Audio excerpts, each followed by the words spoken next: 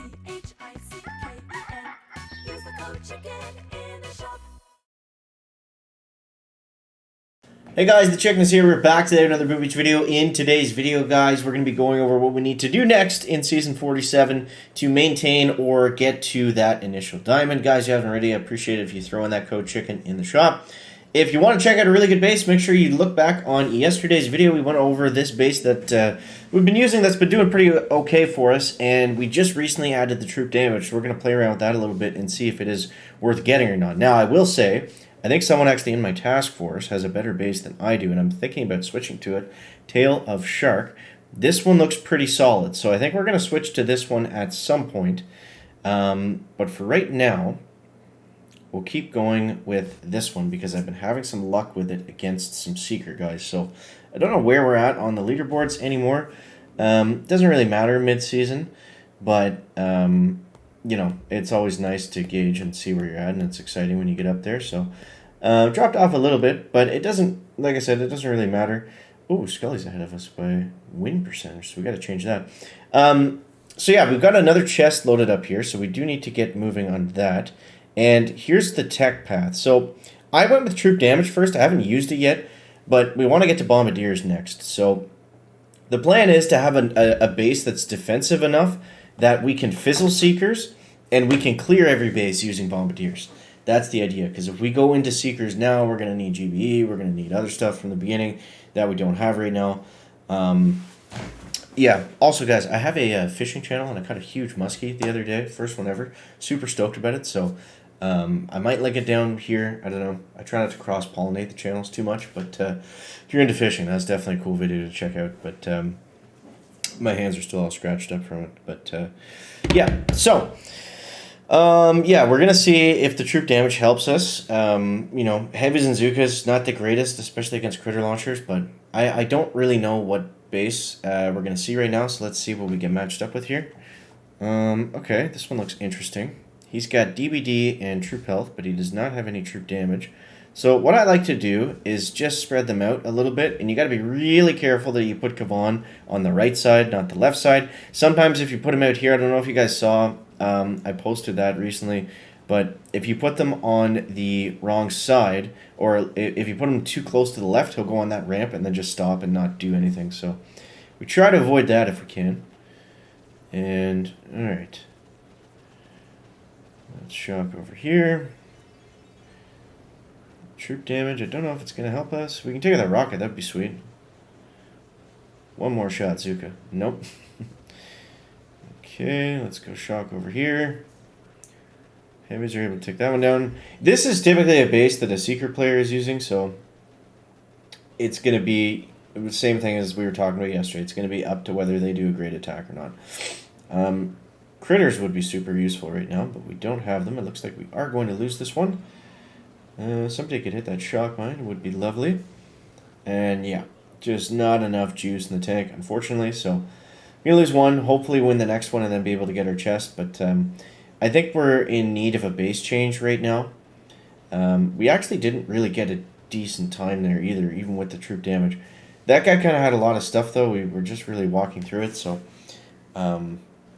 yeah, it's a little bit unfortunate. But let's just go ahead and flare here, just in case. If we can do it a little bit faster, why not?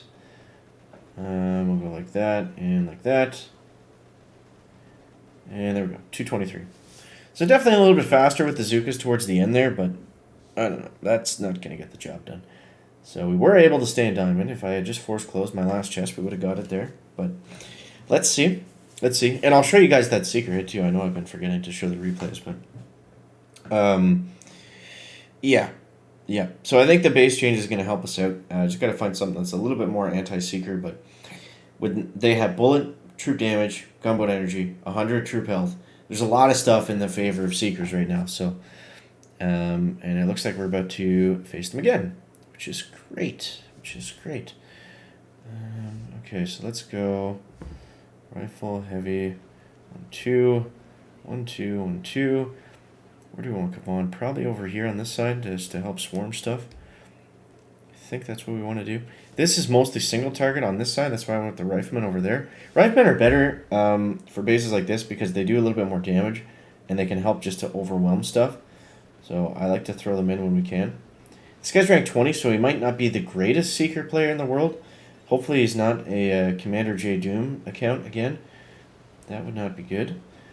Let's shock over here. And we need these guys down here to get moving. That would be decent.